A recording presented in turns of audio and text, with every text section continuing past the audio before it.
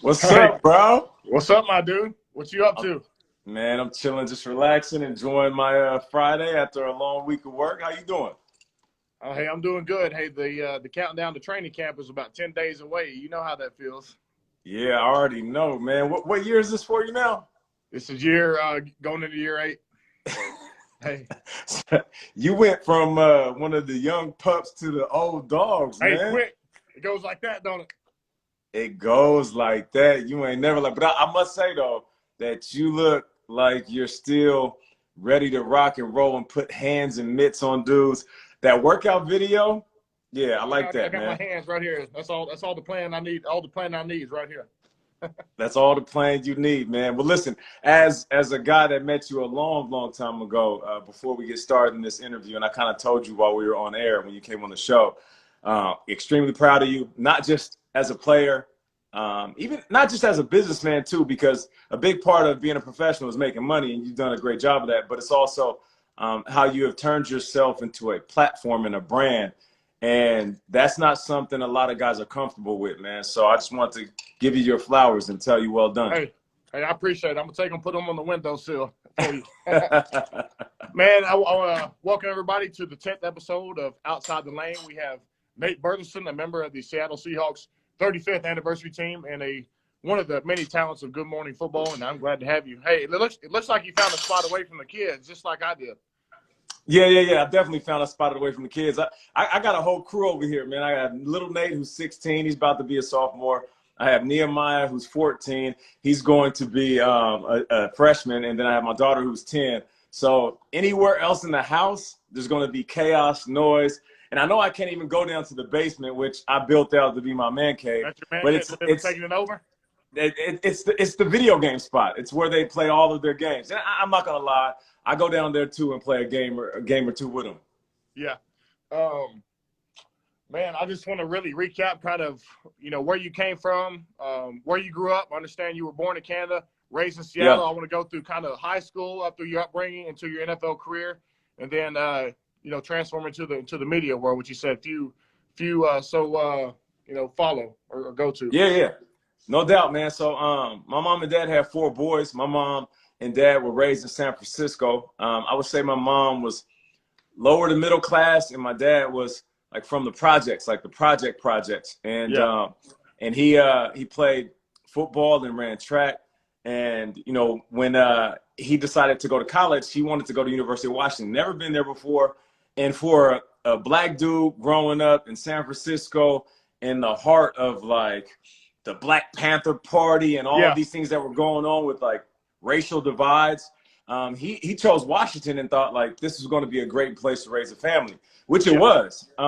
Which is why like when people hear me talk, they would oftentimes ask me like where am I from? Like you sound really proper. You sound like you're either from the West Coast or you're here. Yeah. You're not from around here. So my dad raised us all in Seattle. But what's crazy is at the end of my dad's playing career, my mom went to visit him while he was in Canada. And I just came out early. So out of my 4 brothers, I was the only one born outside the country. And I was born in Calgary, Alberta. And and I was just there during the infancy stages. And what's crazy about that story is I told it a few times. I came back from a trip in the Caribbean, and I was in Miami, and I'm sitting there, and I gave them my Canadian passport, and they're like, "All right, so where's like your American passport?" This was pre 9/11, so they were like, I'm sorry, this is post 9/11, so they were like, you need more information. I'm like, well, I've been traveling with this my whole life. I'm not really a resident of Canada. I just was born there. Yeah. And so I sat in customs for 3 hours, bro. I got my fingerprints, my handprint. Oh, bro, like my eye scanned. I just felt like I was in the minority report. So if I ever commit a crime, I'm already in the database. But that was my first time where I realized, like, man, like being born in Canada is a lot different than like my brothers. And they use that like information as I was growing up to kind of separate me in the household in a joking way. But after that, though, high school, I played 3 sports. College, I went to Nevada, Reno. Older? Were they all older, or where was you in the group? I had 2 older brothers and 1 younger. So basically, I was a middle child. Mm-hmm. So when people like look at my career and they see like pictures of me on the sideline, I'll have like blonde hair or dreads or braids or crazy different hairstyles. They always ask like, Nate, they're like, why? And I used to tell them it's because I was a middle child. Like you find a way to stand out. So I gotta find my niche, man. So that was me. And my dad was a football player. My older brother was a football player. My second older brother, he went to University of Minnesota and played with the Charlotte Bobcats for 2 years. And for me, I wanted to be like them. So I just played multiple sports. I didn't really focus on one sport or one position. And I know that you can identify with that because you go out there and you just like figure out who you are. And then before you know it, you find your lane. And that's how I became like this 11-year veteran wide receiver, which I never thought I'd get to this point. I'll tell you what helped me out, man, is so obviously I'm from the country. You know, when I go back up to Philly, hey, you're not from around here. So I can relate to that. But growing up, man, I grew up in a country town of Tarkenton. And then at 5 years old, I moved to a town probably 50 minutes away called Cold Spring. And my mom put me in Little Dribblers. That's what they called it back then, little basketball league. Let me tell you something. After about 2 years of getting my ass crossed up, I started getting good at basketball. And I feel like basketball translates more to football than probably maybe any other sport. Maybe soccer can kind of be pretty compared to it, but that's probably the best thing that ever happened to me was moving and really just being more well-rounded. Played that, baseball, ran track. So I didn't have the brothers, though. I didn't have that competition, so I was out there kind of by myself. You know, you make a good point, though. Like, I was a hooper, played point guard, was all-state, and I oftentimes think about how what I learned on the hoop court, being a point guard, being unselfish, seeing the court, like it all makes sense when you play football, but it doesn't necessarily work the other way. Like you don't see a lot of like NBA players saying football really helped me, but basketball is a great springboard for football and for so many positions. You hear all the time, most of the quarterbacks were tremendous shooters in high school and had great free throw percentages. The linemen that are great with their feet and their hands and eyes and are intelligent enough to know everybody's what they're supposed to do, they're the ones that also play basketball. And of course, DBs and wide receivers, we all feel like we could have played in the NBA. So like it's definitely something. Let me ask you this. I know this is an interview and you like to interview me, but like when did you know that you were going to be like one of the best at your position in the NFL? And I asked that question specifically because I know that like your kind of revelation, your football revelation happened later in life because you were still figuring it out. I feel like from the outside looking in, you were still figuring out how good you can be even when you were drafted. Yeah, well, I mean, when I got to OU, so I went to JUCO for a year, or really for that semester I played quarterback and then went to tight end. So when I went to OU, I was a tight end for the first 2 years, and then I switched to DN. I was probably 280 pounds, and I was walking down, I guess, to the calf, and our offensive coordinator stopped. He said, "How big are you?" I said, "I'm probably 280." He said, "Yeah." I guess he ran upstairs and told Stoops, because the next spring practice I was rushing the passer, and then they switched me to tackle, and I ended up stoning somebody. It was just like basketball to me. And then, about 2 weeks later, after spring was over, Stoops came up to me and was like, "Man, you're gonna be a first-round pick." And I wasn't playing at all. I was really doing mop-up duty at tight end and at defensive end. And so really, and he said that to you.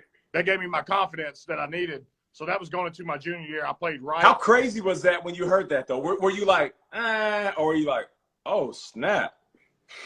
Well, first of all, I was like, man, who the hell wants to go play line? Nobody. Nobody signs up to play line. Nobody. So, I wasn't playing. So but about 10 years later, though. But about 10 years later, that offensive line money is all right. 10 years later, I'm inviting Coach Stoops down here for some dinner parties and maybe a couple of steaks and a couple of fishing trips around here. But let me ask you. That was a crazy transformation. That's why, like, I know you personally, but I'm also like a big fan of who you are, and maybe it's because I know so much about you that I am a big fan. But like being a guy that played multiple sports in high school, I was a hurdle champion, all-state point guard. When I got to 300s, the 300s, I couldn't do them 110s, man. See, that's what I'm saying. You lead me to my point. Like, there's something about me like facing a cornerback and knowing like deep down inside, his like journey to get where we are right now wasn't like mine. Like I've been through more systems. I've been coached by more coaches. I've played more sports. So there's like this like deep intrinsic like cockiness that you have. It's like, bro, I'm just kind of a little bit more gifted than you because I put in more work than you all across the sports realm. So well, like you've had to be in more adverse situations and had to adapt. So that adaptability is everything. Bro, like for you to play all these sports, right? And then get to college and play the amount of positions you played at the collegiate level, just call it post-high school collegiate level, when you face a D lineman who might be a dog, I'm talking about somebody that's one of the best in the business, drooling at the mouth, big chest, he's knocking dudes over, you're watching scout film, and coach is like, that dude's a world beater. I know how that film session goes. Yeah, but when you line up, you're like, bro, I'm built for this. Like, I know I'm built for this. And, man, what was crazy, like, even when I got drafted by the Eagles, like you said, I was still learning. But, you know, they pretty much said, hey, there's Jason Peters. You just sit by him and watch what he does. But, watching his career, because he was a tight end in Arkansas, you know, he was, 320 pounds. I don't know why they had him at tight end, but he was tight end in Arkansas. And then when he got to the league, they had him on special teams. They had him running down on kickoff, blasting dudes' heads off, wedge buster, and then everything. Put him at tackle and 9-time Pro Bowler, and he's about to be lined up next at guard next to me this year. So we just signed him. So I know I saw that. That's big time. How many years he been in now? About 16 or 17. Hey, I like that. He came in the league back when Slim Thug was on the radio. So hey, you know those.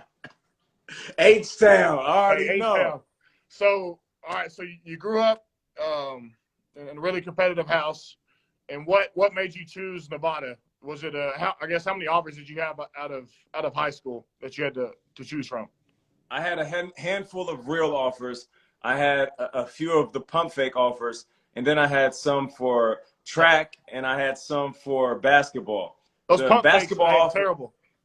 Yeah, exactly. I didn't want to run track for 4 years. I didn't want to do that, and I had offers from Clemson to play hoop, and my high school experience, shout out to my varsity coach, was so intense that I thought to myself, am I going to play point guard for 4 years in college? Like, I don't think I want to do that. So then I went home, and this is probably the worst way to ever choose a college. I went home after University of Washington told me they weren't going to bring me in for a recruiting trip. And my dad went to University of Washington, my brother went there, and I'm a Seattle kid. So when they sent me that news, it was Rick Neuheisel. I'll never forget it. And he basically sent me a letter and said, I've already brought recruits over from the college I was at, which was like Colorado or Colorado State. Yeah. He's like, so you can come here and walk on.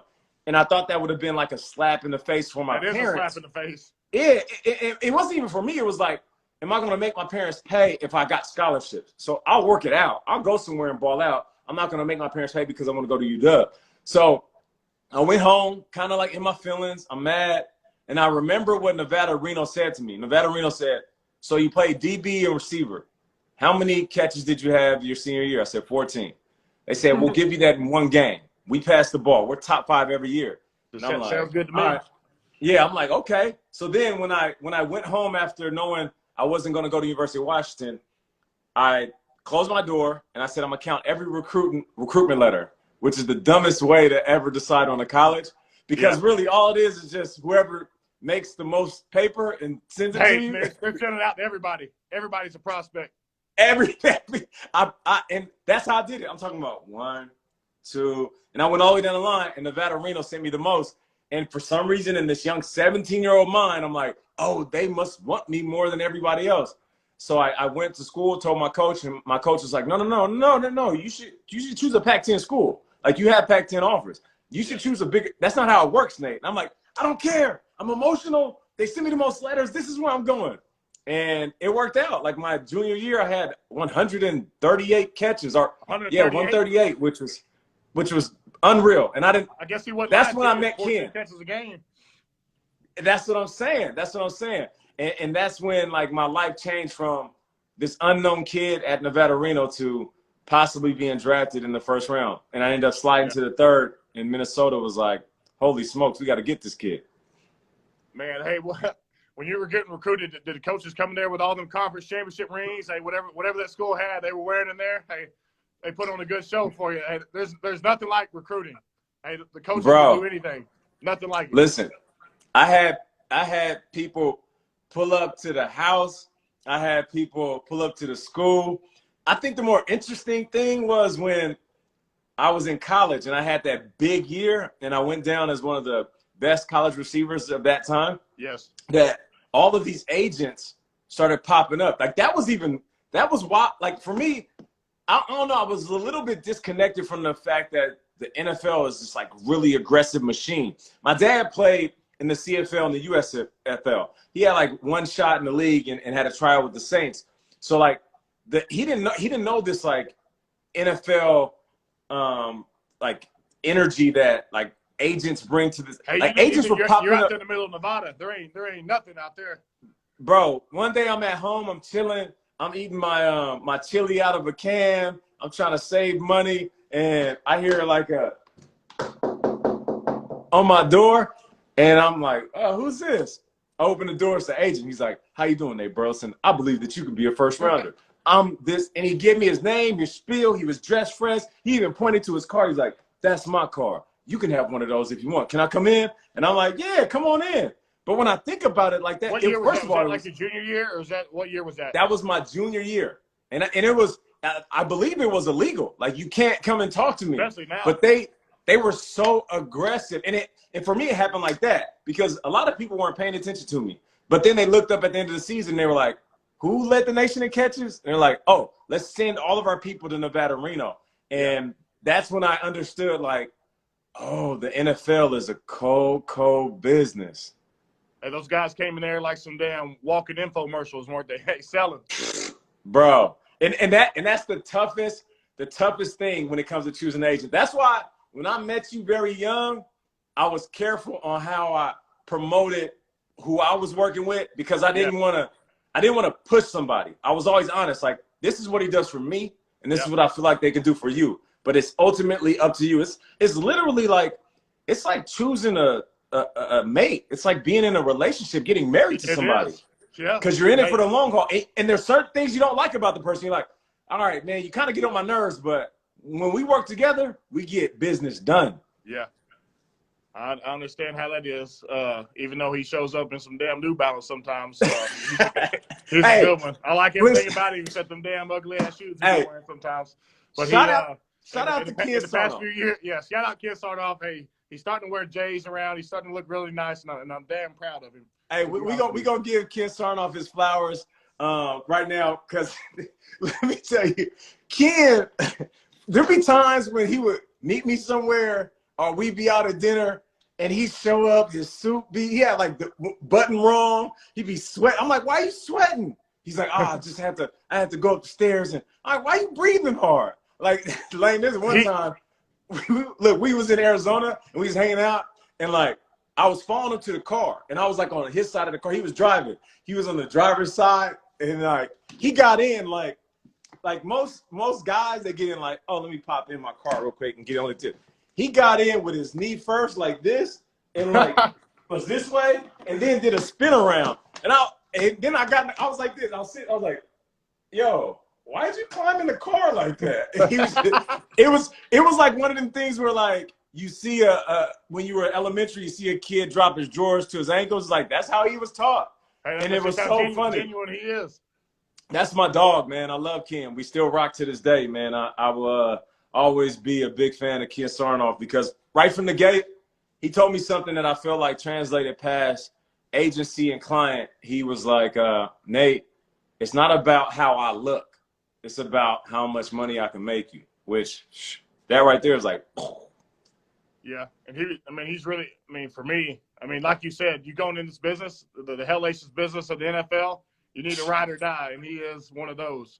I can tell you firsthand, I put that man through some hell, and he's been there right by my side the whole time. So, so did you sign with him first out of college? No, I didn't. Somebody else, or I signed with another individual by the name of Jack Sharp, and shout out to Jack. Jack was almost the opposite. He was like a little bit more flashy. He pulled up in the fancy car. He had the Armani suit, like looked the part. Like if there was a movie and there was an agent in that movie, like Rocky V, and that's the guy recruiting Tommy Gunn. That's who he was. Exactly. Or like the dude that was trying to get Jesus Shuttlesworth in He Got Game. Like he looked like that guy. But then there was some stuff that was going on with the agency that was above him that caused some discrepancies. And it was the toughest decision I ever had to make, was to fire my first agent. Like, it was my first real life adult decision. Like, forget about anything I've ever did in college. Forget about stuff that happened in relationships. I'm talking about me pacing around for 48 hours, talking to my wife, trying to figure out what I'm going to do, talking to my dad. I'm like, yo, there's stuff that's going on with this agency that don't sit well with me. I don't think this relationship can continue. And I remember thinking to myself, I got to call this dude. And I called him. And even to this day, it causes a pit in my stomach, because this is a dude that knew me. He knew me since it's like family. Man business. It's a grown man. And he was like, and you know what they do, and it's not like he was really trying to pull at my heartstrings in the wrong way. He was just kind of like, look, man, we've been in this forever. I know you. I know your family. Like, we can get through this. And like, in real time, I was like, should I? I don't know if I should. And I decided to go with Ken, because Ken he presented a different type of energy that I needed. And it was almost like a balance. It was a yin and a yang, because for me, I was so novice to everything, the business of the NFL, that I needed somebody that was so particular. I'm talking about dotting the I's and crossing the T's, because that wasn't me. I was so concerned about kicking ass on the field. Like, the business side of it, I needed somebody that can not only execute it, but teach you. The other things. That's persistent. Yeah, exactly. He's like, he's so passionate about what he does. I think he grew up watching Jerry Maguire, and he wanted that. Hey, that's what he had his mindset on, and that's a fact. And he pulled it off. Yeah. Yeah. So then when I pulled that off, I ended up leaving. Minnesota and signing with Seattle, and that was the poison pill deal with Steve Hutchinson. And my contract read 7 years, $49 million, but it was really a 4-year, $15 million deal. And when that happened, I remember asking the GM while I was signing this contract as a Seattle Seahawk, I was like, so when this pops up on the screen and people see my name on ESPN, is it going to say 4 years, $15 million, or 7 for 49? And he was like, oh, it's going to say 7 for 49. And I was like, well, how am I going to explain that to my family? He was like, that's not my problem. I don't know. So that was like, that was that moment where I understood, oh, like, this contract is another layer to the business. Like, there's, remember we were coming up and we saw a number, we're like, oh, that player's making that. But then when you become that number, you know exactly what players are getting. And it's not always what it seems. It isn't. Smoke and mirrors. Smoke and mirrors. Smoke and mirrors. Whenever Minnesota, man, how was that? Yeah, so you come in, you got Randy Moss. So how was being a teammate with him? It was awesome, bro. Randy was the most physically gifted player I've ever been around. That's what I'm saying, talking, man. Like, when you running a 4-2. Like I see, Jerry Rice is considered the GOAT, but like when I see there's only few guys that can do what Randy Moss. I don't know if anybody can make the same style of plays that he could in his prime, running by guys like you did. You said, what are you running? 4.2? What? 4.25? 4.2, 4.25. He jumped in a 40-inch vertical. Some of the best hands I've ever seen, like late hands. Like when the ball's in the air, the one thing we do, and you know this from catching balls in the past, like when the ball's in the air, there's like 3 cues you get off. You give off to the DB. 1 is your body language. You turn your whole body. 2 is you turn your hands and go get it. 3 is your eyes. So Randy would have these late hands, and Larry Fitzgerald does it a lot. For all the young receivers that are watching right now, this is something that you should take with you as you get ready to play this position on the higher level. When the ball's in there, he tracks it. He knows where it's at. You know what I'm saying? It's like geometry. It's great, like spatial awareness. Right? So he knows where he's supposed to be and where the ball's going to land. And then he keeps running, and he just peaks in his peripheral. So then the ball is about right here, and at the very last minute, he's boom, or he would run, and then boom, and it would land in his hands. As a receiver, naturally, watch it. Receivers panic. Ball's in there. We're doing all that. The DB is just literally looking at us. All right. Okay, the ball's coming. Let me bat this out. That's why you see some of the greats at their position do such a good job of it. You got a couple of great DBs on your team that do a good job at that. Randy never gave away that little bit that DBs can play on. Yeah, he never gave it away. He never gave it away. And he was just so naturally gifted. Like, I feel like when God made Randy, he was like, all right, I'm going to just bless you with this special stick. Like, you're going to be a creative player. You're going to be one of the illest to ever play the game. And as a young player that was trying to do everything right, I'm stretching before games. Like, I look like Jim Carrey and Cable Guy. I'm just like, all right, I'm doing everything. Anything that I've seen on TV, I'm doing it. Randy would just sit there, just casual, just like.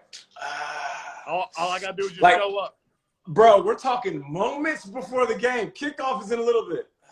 Coach is coming over, Randy, you want to stretch? Trainers come over, Randy, you want to stretch? And I remember him saying while he was mic'd up one day, he was like, hey, you never seen a cheetah stretch before a hunt? Yeah. And I was like, damn. I feel like his energy was infectious. First of all, he's country as hell. Hey, from Rand University, that guy's country as hell. I feel like his energy was just infectious because that's it. JP's very similar. He'll be, we're all out there in the field before pre-games warming up. He's in there playing, he's playing Twister. You got a little baby on. He's DJing the whole time until he goes out. And that's what he does. That's been his. And it gets the team going. It gets the team going, man. And let's just keep it a buck. I feel like from a demographic standpoint, the league is dominated by guys from the South. There's a bunch of guys from California, of course. But then there's this third layer of people that grow up like in the country or quote unquote our country, because it's different than like city slickers or people that grow up in the metropolitan area. Like every player that I might joke around with be like, boy, you country, by what they eat, by what they say, by some of the stuff they would remind you they did when they were kids. Oh man, I used to chase rabbits. You used to chase rabbits? What the hell are you talking about? Yeah. Right. Or, or just anything that they did. I always knew like how they were raised and how they approached sports was much different than a guy that was casually playing sports, which is, it's seriously a dynamic that I had to deal with as a father. I did my job to present my family with a good, comfortable lifestyle. But how do I create that hunger though? Yeah, like, how do I create that? You don't want them growing up entitled. You want them to be hungry. I think the best way is to, hey, take them around the block a little bit. Show them. You got to show them. That's a fact. I got two boys and I got a daughter, so that's big on my mind. Are you an assistant coach for his high school team? Yeah, I just started. Like I get more nervous watching my kids. Like I can't even watch them in sports. I get so damn nervous. Bro, I'm more nervous being a high school coach than I was playing in a playoff game. Like, I take it very seriously. I'm talking to these coaches who probably look at me like, oh, Nate, you're out here on the field. And I'm like, yo, can you teach me how to get through the warm-ups? I'm trying to create a great practice plan for them. I listen, and I told them straight up, I said, because I didn't win a Super Bowl. I didn't, unlike you. I didn't. So, and I didn't go to a bowl game. So I told these guys straight up, look, you're going to hire me as your wide receivers coach. I'm with it. But if we win this title, I'm going to cry like a baby because I didn't have the experience of winning a championship. Even in high school, I was Seattle Athlete of the Year, hurdle champion, all-state point guard, all-state wide receiver. Never won a team title. I go to college, we never went to a bowl game. Played 11 years, never got past the NFC championship game. So for that reason, like, I still have this kid inside of me that is yearning for a team championship, not an individual one. I'm trying to go get that damn state title. Hey, get you one. I'm trying to get that state title. You know what I'm saying? You already know what you're saying. Did you win a state title? No. So what was funny about that? So we lost to a team called Alto. It's another country town. We were 2A. So my graduating class, I had 30 kids in my class. So I played quarterback and then I played free safety. So. That's crazy. But anyways, we ended up my roommate in JUCO played for Alto. He's a linebacker. And the first thing he did the opening day, he pulled out the drawers, all the damn state championship rings he had. He had 2 or 3 of them, rubbed it in my face. So I was like, man, if I ever get a chance, I hope I win something. But now, Lane, let me ask you this. Because I try to explain this to kids. I try to tell them how precious high school really is and how no matter what you achieve, I'm talking about success on the highest level, making millions, winning championships, having a family. It's the purest form of maybe sports that there is. There's nothing like it compares to it. And you'll never forget. I don't care how much we accomplish. For some reason, we never forget high school. Never. Yeah, I mean, there's nothing like having your community. There is no recruiting. Guys you raised up with, hey, that's the guys you're gonna go out there and kick some ass with too. And that's a fact. Yeah, that's a fact. There's nothing like it. I mean, college is fun, the NFL is fun, but hey, I still get salty over it. I wish I had me a damn state championship ring. So maybe one day I can coach and get one. Trying to be like you, if y'all can get one. Oh man, I feel you. I'm trying to get me a Super Bowl. I might mess around and coach in the league one of these days. Hey, but yeah, I'll continue. So then I went to Seattle, and playing home in Seattle was incredible because I'm from there.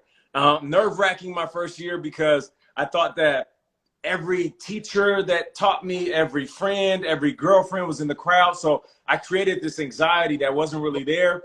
And then on top of that, I tore my thumb. Like I tore my thumb my first year there. Like I tried to catch myself on the ground. Right here? Right here? Yep. This one? Yep. You did it, right? The owner collateral, right? College. Can't do nothing so it stops right here. When I tore it, it was touching my arm. And I remember thinking to myself, I can have surgery and miss a significant part of the season, or I can just play through it and hope that people don't notice. Well, people noticed. I was dropped because you can't pick up anything. I'm a receiver, so I'm trying to catch things. I remember picking up a Snapple bottle the day after I injured it, and it just hit the ground and burst. And at that point, I realized can't do it. Can't do it. And I remember reading an article in this. A writer in Seattle said, I don't know if Nate Burleson is just terrible at catching the ball or if he needs glasses. And I was like, oh, man, I'm a bust. I've never been a bust. I'm a bust. And that next year, I had the surgery in the offseason, and I went to work. I mean, the best training camp I ever had. And I remember walking into my coach's office because he said it was an open competition. Deion Branch's ex and Nate Burleson and a few other receivers are competing for the number 2 spot. And I know deep down inside that I was flat out the best receiver that summer. Clearly, stronger, faster. I was on my shit, to say the least. Yeah. And I walked into that meeting with the coach, the head coach, Mike Holmgren. Shout out to Mike Holmgren because I love him for his truth and his honesty.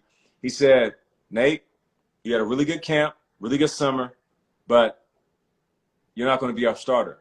And I said, well, I thought it was an open competition. He's like, yeah, but I like my guy. You'll get your burn. You'll have a chance to earn an opportunity. And when I tell you, as a grown man, I was so hurt, but I had to like man up. Like, what am I going to say? I shook his hand. I looked him in the eye. I was like, all right. I walked out of his office. I walked into the special teams office.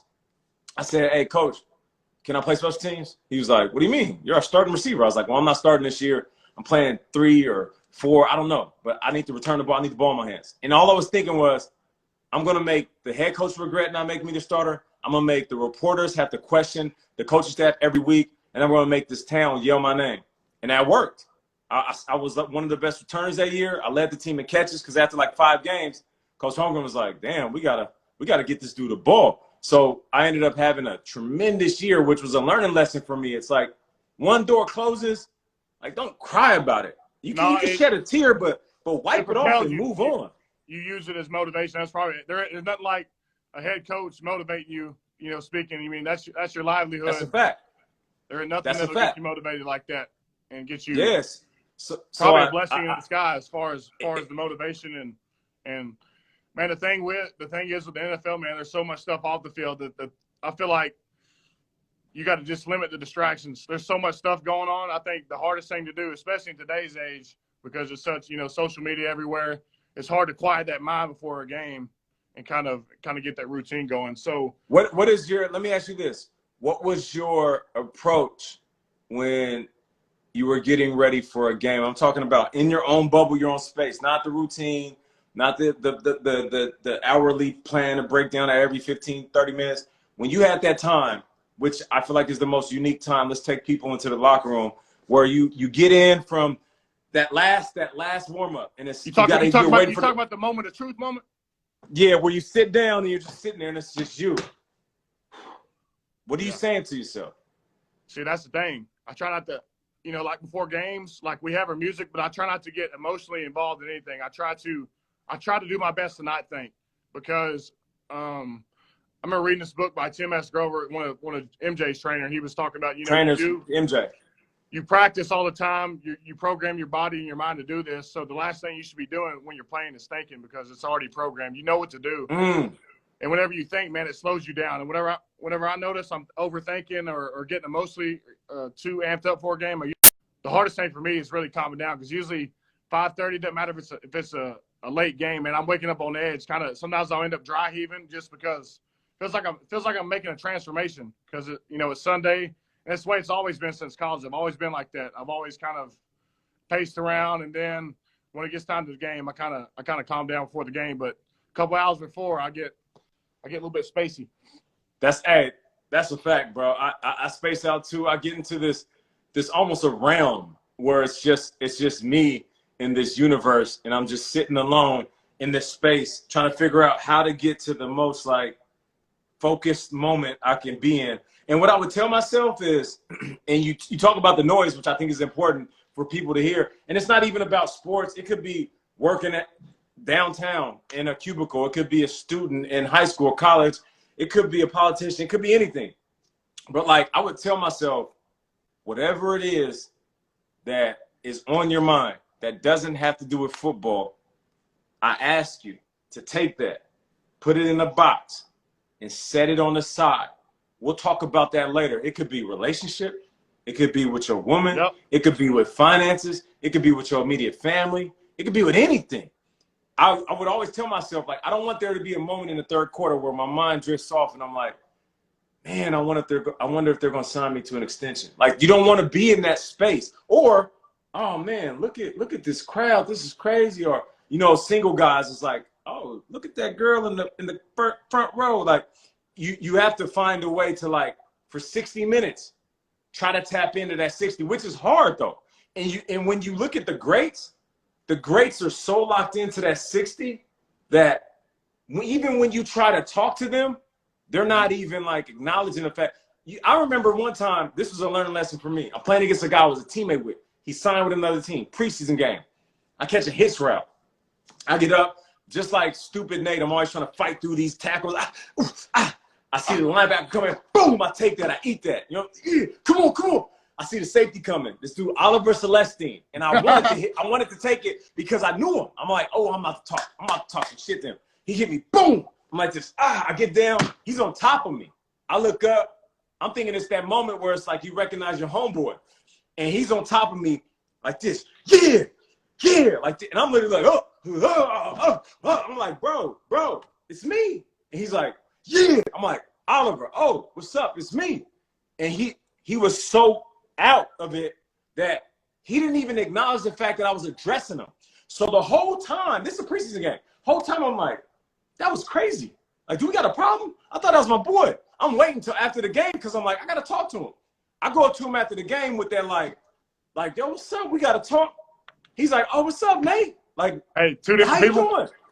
How's the fam? And I'm like, yo, do you remember the second quarter when you was all on the ground looking at me crazy? He was like, oh, man, you know how I get when I'm in a game. That's like 3 years into my career and was another learning lesson. And I was like, man, I need that. I need to add that to my game. I had a very similar story. With me and Brandon Brooks, we played Seth Thornton was with us for a while with the Eagles. And then we went and played the Cowboys. I've been going against this guy for 4 years. And we ended up smiling. I tried to talk to him and said, we ain't damn friends out here. And then after the game, we ended up dabbing up, two different people. Seth's a great dude, but like you said, man, once they go into that transformation mode, it's how it is. But you learn from that, and you realize like we all need a little bit of that, because the moment what really made me change my perspective on things is, what if it was a game that mattered and I just took a little bit of my foot off the pedal? I'm talking about 98% I was given, and 2% I eased back because I knew the guy, and he took advantage of that 2%, and I didn't make the play. And I just thought to myself, I can never leave a space for that type of weakness. And it was, it really is. Yeah, for sure. That's probably the greatest, man. The one thing about preseason is like, you go out there and you think you're going to bullshit your way into it, you'll get thumped in the chest a few times, and it's always a good reset. Sometimes with preseason games, a lot of the starters don't want to play. get out there, get hit in their sternum a few times. You're like, all right, hey, and now it's second quarter. You come to the sideline like, all right, let's go. Go. Oh, yeah. And your coach is like, Nate, the game been started. Now you mad? He said, yeah, we're going to get to that on film. He said, don't worry about that. We're going to get to that. So what did you ever think, I guess, during your NFL career, you'd be doing what you're doing now? I guess what time in your career were you like, I think I'm going to make this step into broadcasting when I get done with my career? How much about putting that versus, you got to be a family man. You're juggling a lot of things. It was about year 7 or 8 when I kept receiving compliments about how I was saying the right things after a win or a loss, and the media loved me. And they were like, yo, if you wanted to, you can have a career in this. And I thought to myself, I guess I'm like every other athlete that says cliches and love having a microphone in front of his face. And to be honest, a lot of it was self-serving. I just wanted to hear myself. Yeah. But then I remember one of the guys in Detroit was like, yo, like, Nate, for real, there's not too many black dudes that are articulate, that love the game like you love it and can explain it like you. Like, you're a storyteller, so you have a space in this media world. And I went to the broadcast boot camp, and after like 3 days of a long, grueling boot camp, I was patted on the back, and they were telling me, as soon as you're done, you'll have a chance. It's like you'll have an audition, like you'll have a tryout. And when I left the game in 2011, Ken Sarnoff handed me off to one of his guys, Mark Lefselter, shout out to Mark. And he was like, look, you might be the man and you might have had an 11-year career, but this game is brutal. Like, the TV game is brutal. Territory. Exactly. Like, I don't care how bright your smile is. That's not going to work in TV. The fake will get exposed. If you don't put in the work, you will be out of work. And I was like, damn, all right, like, this is our first conversation. You want to order drinks first or what? Like, calm down. Yeah. And before I knew it, I looked at this opportunity like I looked at my rookie year. So when I first got in, I went to ESPN, NBC Sports, CBS Sports, and NFL Network. And I feel like NFL Network was the one space that can give me a chance to be myself, because ESPN is their machine. It's like just hop in the car wash and then you enjoy the ride. Manufactured. Exactly. The other networks weren't as big as the time. And then at the NFL Network, I just thought to myself, with where I was in my career, because I was only doing days, like I was just on a daily count, and they were paying me per day, which means at any time they could say, all right, Nate, we had enough. You're not that good. And I said, I'm going to be the best on-air talent. I'm going to try to learn how to read the prompter and write scripts. I'm going to do digital work. I'll do podcasts. I'll do live games. I'll even do pre and post games. And I just thought, if I can do everything, then there will always be a place for me on the team. And that's the football player in me. And then before I knew it, I realized if I can do everything, then just like a football player who's at the top of his game, I can demand whatever money you bring. And that's it. That's crazy. I feel like, just the football career, I feel like it's correlated pretty well with your career on TV. You can just see it, the fire in you, how you present yourself. And like you said, you are a great storyteller. And I feel like you're a good person that helps bring out, I guess, our stories from, the players, because a lot of times I appreciate that. Misconstrued, and you know how the business is. So lots of love from that standpoint. And I appreciate that. Let me ask you this though. Like, I saw this progression. It was this young dude who came in, and he listened and he looked and he observed more than he talked. You put the work in. You were kicking ass, dude. And then you became this beast. And it was like, oh. And then you left the door open for criticism and for people to knock you. And then you bounce back. And then you transition from, a name to a brand, which is hard to do. And you're working with, I remember seeing you working with major sponsors. And I'm like, damn, that's what I'm talking about. I see you, Lane. And now you're doing this, which is a whole different realm, along with your camp and what you're doing with offensive linemen and helping create young masterminds for the position. When did the bug hit you? And what are you thinking now? Because it's not that you're done in your career, but at this point in your career, you're also thinking it's like you're like LeBron. Like, I want to win a championship, but I also know I can be bigger outside of the sport. Like, what's your next move? You know what I mean? Well, usually I was always pretty good at making the headlines for either saying stupid shit or doing stupid shit. I was really good at that. but usually I was pretty candid after games, man. I would tell people how I felt, how it went from my eyes, and really from the heart. And I feel like that's always came pretty natural for me. And then, you know, right now, what I'm thinking is, you know, I got 4 years. I could play this and maybe probably go another contract. I'd be 34. But really what I'm thinking is, man, I love developing young talent. So, like I said, working with these guys at the O-line clinics, a lot of these guys in high school, a lot of these guys in college that are wide-eyed, just like I was, just trying to soak up knowledge. I feel like my heart's in that. I would love to do this, and I feel like there's probably a spot in there for this. But ultimately, man, I love being a part of a team. I love working with my guys, you know, and hey, I like being in the country, man. I just got this house. That's why this 1965 wallpaper is hanging in the back. So I got to remodel this. I got a lot of stuff to do. But, yeah, man. I need the invite, bro. Huh? I need the invite. Hey, I just closed on about 2 weeks, so I'm gonna get it all nice and settled up while hopefully we're playing, and then come back and you can come to the 6-5 ranch. So we'll do some hanging out. That's what's up, man. We'll bring Ken out. I'm moving into another house in a few weeks, so we're on the same boat, man. I'll invite you out to the crib.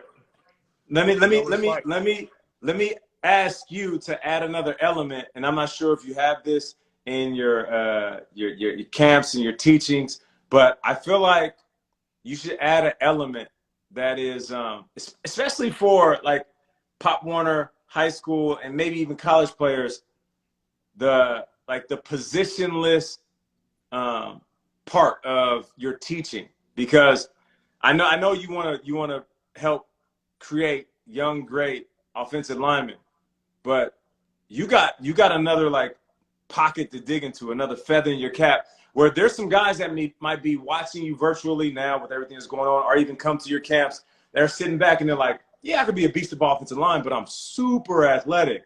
And the super athletic Lane Johnson, the young Lane Johnson, can be talking to these guys like, stay in that space, like, because that is going to create a bigger beast inside of you. Yeah, I think, man, when I'm done, I just want to tell my story. You know, really, I've had a lot more failures than success. And so, but with the failures, man, it's the greatest teacher that you'll have, the greatest motivator that you'll ever have in life is probably your biggest failures. And so, man, whenever I had my back against the wall and not doing the right things, you know, when I was at the bottom, I resurrected myself. I came out with, you know, with a new attitude, you know, had a couple servings of humble pie, and, man, it's been good. But, yeah, man, that's really where my heart's at. And, hey, I want to thank you for joining the show, coming out here with me. Man, it's been fun. We took up quite a bit of time, but, hey, I ain't got nowhere else to be. Yeah, I ain't got nowhere else to be, man. And I'm always have your back. I appreciate you more than you know. And if I haven't said it before, you are a joy to watch, man. And I know that you humbly talk about some of the things that you have done, bro. As a man, 38 years old, on and off the field, inside and out of relationships, I've made more mistakes than I want to talk about. You are an inspiration to the nation, fam. Like, what you do, bro, is something different. Your honesty is something different. And I wouldn't trade the way that you have done what you've done for the world. Like, keep doing what you're doing, bro. I appreciate it. Hey, probably going to do 4 more years of it and see what's next. Hey, I thought about doing some wrestling. I thought about getting in the ring. Hey, I thought about multiple stuff. Really? Hey, really? Hey, listen. I got something we have to talk about, and I'll say it before we end. And this is going to be the last thing I say. And I mentioned this to my TV agent. I'll mention it right now because I know Ken Sarnoff is probably going to hear this, and I want you to hear this. I'm building an agency. Now think about what we've been through as we have went through our career. Think about how we can help the young guy, not charging them how much they are expected to be charged and making sure they eat off the plate that they earned and get busy. I'm just saying, we might be able to build one of the biggest agencies of all time. Just think about it, fam. Hey, that might be one of the best ideas I've ever heard. Hey, and I'm glad. I'm just saying. Let's do it. Hey, man, be easy, man. Tell the family I said what's up. Take care. Yes, sir. Appreciate you. All right, bro. All right.